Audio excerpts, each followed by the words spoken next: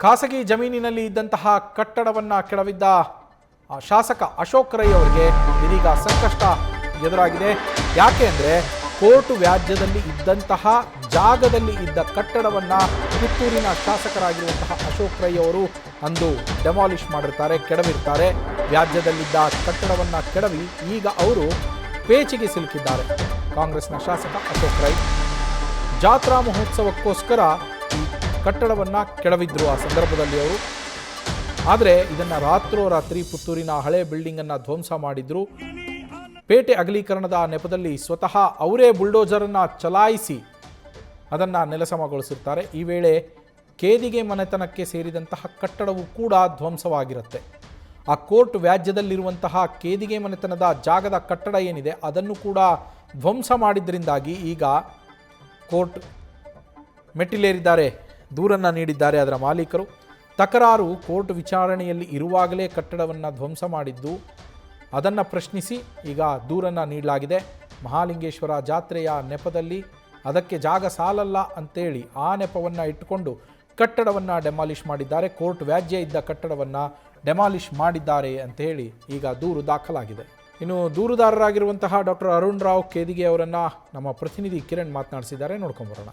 ಪುತ್ತೂರು ಮಹಾಲಿಂಗೇಶ್ವರ ದೇವಸ್ಥಾನದ ಜಾತ್ರೋತ್ಸವ ಸಂದರ್ಭದಲ್ಲಿ ಅಲ್ಲೇ ಪಕ್ಕದಲ್ಲಿದ್ದ 10,000 ಚದರ ಅಡಿಯ ಒಂದು ಕಟ್ಟಡವನ್ನು ರಾತ್ರೋರಾತ್ರಿ ಕೆಡವಲಾಗಿದೆ. ಅದು ಕೂಡ ಅಲ್ಲಿಯ ಶಾಸಕರಾದಂಥ ಅಶೋಕ್ ರೈ ನೇತೃತ್ವದಲ್ಲಿ ಕೆಡವಲಾಗಿರುವಂಥದ್ದು. ಈ ಒಂದು ಜಾಗ ಏನಿದೆ ಅದು ನ್ಯಾಯಾಲಯದಲ್ಲಿ ವ್ಯಾಜ್ಯದಲ್ಲಿರುವಂಥ ಆ ಜಾಗದಲ್ಲಿ ಅಕ್ರಮ ಪ್ರವೇಶ ಮಾಡಿ ದರ್ಪ ಮೆರೆದಿದ್ದಾರೆ ಮತ್ತು ಅಧಿಕಾರ ದುರುಪಯೋಗ ಪಡಿಸಿದ್ದಾರೆ ಅನ್ನೋ ಒಂದು ಆರೋಪ ಕೇಳಿಬಂದಿದೆ. ಇದ್ರ ಬಗ್ಗೆ ಮಾತಾಡಲಿಕ್ಕೆ ಆ ಭೂಮಿಯ ರಿಸೀವರ್ ಅಂದರೆ ಕೋರ್ಟ್ ರಿಸೀವರ್ ಆದಂತಹ ಕೇದಿಗೆ ಕುಟುಂಬದ ಅರವಿಂದ್ ರಾವ್ ಅವರಿದ್ದಾರೆ, ಅವರನ್ನೇ ಮಾತಾಡಿಸ್ತೀನಿ. ಈ ವ್ಯಾಜ್ಯ ಏನು ಮತ್ತು ಯಾಕೆ ಈ ಭೂಮಿಯಲ್ಲಿ ಇದ್ದಂಥ ಕಟ್ಟಡವನ್ನು ಶಾಸಕರು ಮುಂದೆ ನಿಂತು ಕಡುವಾಗಿಲ್ಲ? ನೋಡಿ, ಇದು ಮುಖ್ಯತವಾಗಿ ಇದು 100 ವರ್ಷಗಳಿಂದ ಇದು ಕೇದಿಗೆ ಕುಟುಂಬದಲ್ಲಿರುವಂಥ ಆಸ್ತಿ. ಅದು ಪುತ್ತೂರು ಪೇಟೆಯ ದೇವಸ್ಥಾನದ ಈಚೆ ಬದಿ, ಪೇಟೆಯ ರಸ್ತೆ ಈಚೆ ಬದಿಯಲ್ಲಿರುವಂಥ ಕಟ್ಟಡ. ಅದರ ಹಿಂದೆ ಇನ್ನಷ್ಟು ಆಸ್ತಿ ಇದೆ. ಅಲ್ಲಿ ಮೊದಲು ಸಾಗುವಳಿ ಎಲ್ಲ ನಡೀತಾ ಇದ್ದದ್ದು, ಈಗ ಅದು ಕೆಲವು ಸಾಗುವಳಿ ನಡೀತಾ ಇಲ್ಲ. ಆದರೆ ಅಲ್ಲಿ ಪೂರ್ತಿಯಾಗಿ ಇದು 9.79 ಎಕರೆ ಜಾಗ. ಇದು ಬೆಲೆ ಬಾಳುವಂಥದ್ದು. ಪೇಟೆಯ ಸೈಡಿಂದ ಒಂದು ಇದಿದೆ, ಮತ್ತು ಅದು ಬೈಪಾಸ್ನವರೆಗೆ ಅದರ ವಿಸ್ತೀರ್ಣ ಇದೆ ಅಂತ ಹೇಳುವಂಥ ನಿಟ್ಟಿನಲ್ಲಿ ನ್ಯಾಯಾಲಯ ಕುಟುಂಬದ ಅವರ ಪಾಲುಪಟ್ಟಿ ಕಂಪ್ಲೀಟ್ ಆಗುವವರೆಗೆ, ಅವರಲ್ಲಿ ತೀರ್ಮಾನ ಆಗುವವರೆಗೆ ಕೋರ್ಟ್ ರಿಸೀವರನ್ನು ನಿಯಮಿಸುವ ಒಂದು ಇದು ನಿರ್ಧಾರ ಮಾಡಿ ಈಗ 2019ರಿಂದ ನಾನು ಕೋರ್ಟ್ ರಿಸೀವರ್ ಆಗಿ ನೇಮಕ ಆಗಿದ್ದೇನೆ. ಆತಂಕಕ್ಕೊಳಗಾಗಿದ್ದ ಯಾರು ಶಾಸಕರೇ JCBಯನ್ನು ಚಲಾಯಿಸಿದ್ದು ನಾವು ವಿಡಿಯೋ ಮೂಲಕವೇ ನೋಡಿದ್ದು. ತಮ್ಮ ಮಾಧ್ಯಮದಲ್ಲೇ ಬಂದ ಕೆಲವು ವಿಡಿಯೋಗಳನ್ನು ನೋಡಿದಾಗಲೇ ನಮಗೆ ಗೊತ್ತಾಗಿದೆ. ಹಾಗಾಗಿ ಅವರ ಹೆಸರನ್ನು ಕೂಡಲೇ ನಾವು ಸ್ಟೇಷನ್ನಿಗೆ ಸಲ್ಲಿಸಿದೆವು. ಇಲ್ಲಿ ಅವರೇನು ಹೇಳೋದು ಅಂತ ಹೇಳಿದರೆ, ನಾನು ಹಳೆ ಕಟ್ಟಡ ಅದು ಇದಕ್ಕೆ ನೆಲಸಮ ಮಾಡಲಿಕ್ಕೆ ಕೋರ್ಟಿಂದ ಆದೇಶ ಆಗಿತ್ತು ಅಂತ. ಕೋರ್ಟಿಂದ ಆದೇಶವೇನೂ ಆಗಲಿಲ್ಲ. ಕೋರ್ಟಿನ ಆದೇಶಕ್ಕೆ ನಾವು ಕಾಯ್ತಾ ಇದ್ದೆವು. ಭಾಳ ಮುಖ್ಯವಾಗಿ ಕೋರ್ಟ್ ಆದೇಶ ಇದ್ದರೂ ಕೂಡ ಅವರು ತೆರವು ಮಾಡೋದಿಲ್ಲ ಅಲ್ಲ. ಕೋರ್ಟಿನ ಆದೇಶ ಇದ್ರೂ ಅದು ನಗರಸಭೆಯವರ ಮೂಲಕ ಅದನ್ನು ಕಟ್ಟಡದ ಮಾಲಕರೇ ನೆಲಸಮ ಮಾಡಿಸಬೇಕು ಹೊರತು ಶಾಸಕರು ಅದು ಅಧಿಕಾರ ವ್ಯಾಪ್ತಿಯನ್ನು ಮೀರಿ ಮಾಡಿದಂಥ ಕೆಲಸ ಅಂತ ಹೇಳಲಿಕ್ಕೆ ನಾನು ಇಷ್ಟಪಡ್ತೇನೆ. ಯಾವುದೇ ಶಾಸಕ ಆಗಲಿ ಅವನ ಅಧಿಕಾರವನ್ನು ಮೀರಿ ವರ್ತಿಸ್ತಾನೆ ಅಂತ ಹೇಳಿದರೆ ಅದು ದೊಡ್ಡ ತಪ್ಪಾಗ್ತದೆ. ಅದು ಜನಸಾಮಾನ್ಯರಿಗೂ ಒಂದು ಮೆಸೇಜ್ ಹೋಗಬಾರ್ದು, ಯಾರು ಏನನ್ನೂ ಮಾಡ್ಬೋದು ಅಂತ ಹೇಳುವಂಥದ್ದು. ಸೊ ಆದ್ದರಿಂದಾಗಿ ಈ ನಿಟ್ಟಿನಲ್ಲಿ ನಾವು ಶಾಸಕರ ಮೇಲೆ ಮತ್ತು ಪಂಜುಗುಡ್ಡೆ ಈಶ್ವರ ಭಟ್ರ ಮೇಲೆ ಸರಿಯಾದ ಕ್ರಮ, ಮತ್ತು ಅವರೊಟ್ಟಿಗಿದ್ದವರು ಯಾರು ಅದನ್ನು ಇವರು ಪೊಲೀಸರು ಹುಡುಕಬೇಕು, ಎಲ್ಲರ ಮೇಲೆ ಸರಿಯಾದ ಕ್ರಮ ತಗೊಳ್ಬೇಕು. ಕಾನೂನಿನ ಅಡಿಯಲ್ಲಿ ಅವರಿಗೆ ಅವರ ಮೇಲೆ ಕ್ರಮ ತಗೊಳ್ಬೇಕು. ನಮಗೆ ನ್ಯಾಯ ಸಿಗಬೇಕು ಅಂತ ಹೇಳುವಂಥ ಮಾತನ್ನು ನಾನು ಹೇಳಲಿಕ್ಕೆ ಇಷ್ಟಪಡ್ತೇನೆ. ಧನ್ಯವಾದ. ಇದಿಷ್ಟು ಕೇದಿಗೆ ಅರವಿಂದ್ ರಾವ್ ಅವರ ಮಾತು. ಕ್ಯಾಮರಾಮನ್ ಪ್ರಶಾಂತ್ ಅವರೊಂದಿಗೆ ಕಿರಣ್ ನ್ಯೂಸ್, ಸಿರ್ಸಿಕಾ ನ್ಯೂಸ್ ಫಸ್ಟ್, ಮಂಗಳೂರು. ಪ್ರತಿ ವರ್ಷ ಉಳ್ಳಾಲ್ತಿ ಮಹಾಲಿಂಗೇಶ್ವರ ದೇವರ ಭೇಟಿ ನಡೀತಾ ಇತ್ತು.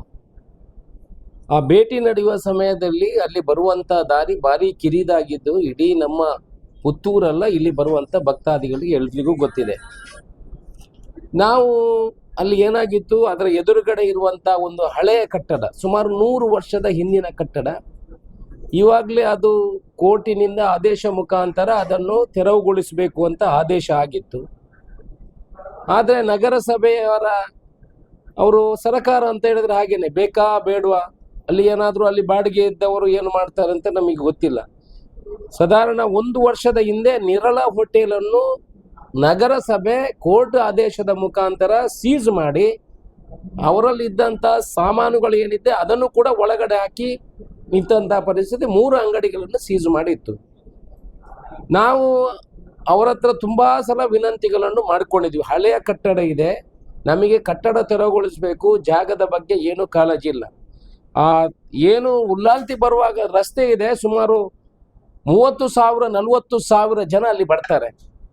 ನಿಮಗೆ ಗೊತ್ತಿದೆ ಈ ಕರ್ನಾಟಕದಲ್ಲಿ ಇಂದು ಕ್ರಿಕೆಟ್ ಮ್ಯಾಚ್ ಅಲ್ಲಿ ಆಗುವಾಗ ಸ್ಟ್ಯಾಂಪೇಡ್ ಅಲ್ಲಿ ಏನಾಗಿದೆ, ಹೆಚ್ಚಿನ ಜನಸಂಖ್ಯೆ ಆಗುವಾಗ ಆ ಭಕ್ತಾದಿಗಳ ಏನು ಅವರಿಗೆ ಬೇಕಾಗುವಂತ ವ್ಯವಸ್ಥೆಯನ್ನು ಮಾಡೋದು ಕೂಡ ನಮ್ಮ ಕೈ ಜವಾಬ್ದಾರಿಯಲ್ಲಿದೆ. ಅದೇ ಅದನ್ನು ತೆರವುಗೊಳಿಸಬೇಕು ಅಂತ ಎಲ್ಲರ ಹತ್ರ ವಿನಂತಿ ಮಾಡ್ಕೊಂಡಿದ್ದೀವಿ. ಆನಂತರ ಇಲ್ಲಿ ನಮಗೆ ಯಾರು ಗೊತ್ತಿದ್ರು ಅವ್ರ ಹತ್ರ ಹೇಳಿ, ಅದು ಆಲ್ರೆಡಿ ಕೋರ್ಟ್ ಆದೇಶ ಇದೆ, ಮತ್ತೆ ನಗರಸಭೆ ಅದನ್ನು ಸೀಸ್ ಮಾಡಿದೆ, ತೆರವುಗೊಳಿಸ್ಬೇಕಂತ ಆದೇಶ ಮಾಡಿದೆ. ಆ ಉದ್ದೇಶ ಇಟ್ಕೊಂಡು ನಾವು ಅದನ್ನು ಬರುವಂತ ದಾರಿಯಲ್ಲಿರುವಂತ ಒಂದು ಹಳೆಯ 2 ಕಟ್ಟಡಗಳನ್ನು ನಾವು ತೆರವುಗೊಳಿಸುವಂತ ಕೆಲಸವನ್ನು ಮಾಡಿದೆವು. ಈಗ ನಮ್ಮ ಗಮನಕ್ಕೆ ಬಂದಿದೆ, ಅವ್ರು ಅದಕ್ಕೆ ಯಾರು ಮಾಲಕರು ಅವರಿಗೂ ಕೂಡ ನಾವು ಬೇರೆಯವರಾದ ಅಡ್ವೊಕೇಟ್ ಯಾರಿದ್ದಾರೆ ಅವರಿಗೂ ಕೂಡ ತಿಳಿಸುವಂತ ಕೆಲಸವನ್ನು ಮಾಡಿದೆ. ಆ ಜಾಗದ ಮಾಲಕರು ಕೂಡ ಅದನ್ನು ತೆರವುಗೊಳಿಸ್ಲಿಕ್ಕೇನೆ ಕೋರ್ಟ್ ಅಲ್ಲಿ ಆದೇಶವನ್ನು ಹಾಕಿ, ಕೋರ್ಟ್ ಅಲ್ಲಿ ಕೆಲಸಗಳಿತ್ತು, ಕೋರ್ಟ್ ಅಲ್ಲಿ ಆದೇಶ ಆಗಿದೆ. ಈಗ ಅವರೇನೋ ನಮ್ಮ ಬಗ್ಗೆ, ನನ್ನ ಮೇಲೆ ಮತ್ತೆ ಈಶ್ವರ ಭಟ್ ಮೇಲೆ ಕಂಪ್ಲೇಂಟ್ ಕೊಟ್ಟಿದ್ದಾರೆ ಅಂತ ನೀವು ಹೇಳಿದ ಮುಖಾಂತರ ನಮಗೆ ಗೊತ್ತಾಗಿದೆ. ಮಾಲಿಂಗೇಶ್ವರನಿಗಾಗಿ ಒಂದಲ್ಲ 1000 ಕೇಸು ನಮ್ಮ ಮೇಲೆ ಬೀರಲಿ, ಆ ಭಕ್ತಾದಿಗಾಗಿ, ಆ ಮಾಲಿಂಗೇಶ್ವರ ಕ್ಷೇತ್ರಕ್ಕಾಗಿ 1000 ಕೇಸು ಬಿದ್ದರೂ ನಾವು ಖಂಡಿತ ದೇವರಿಗಾಗಿ, ಜನರಿಗಾಗಿ ಮಾಡುವಂತ ಕೆಲಸಕ್ಕೆ ಹಿಂಜರಿಯುವುದಿಲ್ಲ, ಕಾನೂನಿನ ವಿರೋಧ ಹೋಗುವುದಿಲ್ಲ. ದೇವರಿಗೆ ಬರುವಂತ ಜಾಗವನ್ನು ಅಗಲ ಮಾಡಿದ್ದೇವೆ ಹೊರತು ಅವರ ಜಾಗದಲ್ಲಿ ಮಾಲಿಂಗೇಶ್ವರ ದೇವಸ್ಥಾನಕ್ಕಾಗ್ಲಿ ನಮಗಾಗ್ಲಿ ಯಾವುದೇ ಆಸಕ್ತಿಗಳು ಇಲ್ಲ. ಅವರಿಗೂ ಒಳ್ಳೇದಾಗಬೇಕು, ಈ ನಗರಕ್ಕೆ ಎಷ್ಟು ಹಳೆ ಬಿಲ್ಡಿಂಗ್, ನಾಳೆ ಆ ಬಿಲ್ಡಿಂಗ್ ಅಲ್ಲಿ ಬಿದ್ದು ಯಾರ ಸತ್ತರೆ ಕೇಳುದಿಲ್ವಾ? ಸರ್ಕಾರ ಎಲ್ಲಿದೆ, MLAಗಳು ಎಲ್ಲಿದ್ದಾರೆ, ಯಾಕೆ ಇಷ್ಟು ದಿವಸ ಬಿಟ್ಟಿದ್ದಾರೆ ಅಂತ ಕೇಳುದಿಲ್ವಾ? ಈಗ ಅದನ್ನು ತೆರವುಗೊಳಿಸೋದ್ರಲ್ಲಿ ಏನು ತಪ್ಪಿದ್ರೆ ಹೇಳಿ. ಇದಕ್ಕಾಗಿ ಕೇಸ್ ಹಾಕುವವರು ಇನ್ನು ದೇವಸ್ಥಾನಕ್ಕಾಗಿ 1000 ಕೇಸ್ಗಳನ್ನ ಹಾಕಲಿ. ನಾವು ಎದುರಿಸಕ್ಕೆ ಮಾಲಿಂಗೇಶ್ವರ ನಮಗೆ ಶಕ್ತಿ ಕೊಡ್ತಾನೆ, ಎದುರಿಸ್ತೇವೆ, ಏನು ಬೇಕಿದ್ರೆ ಆಗ್ಲಿ.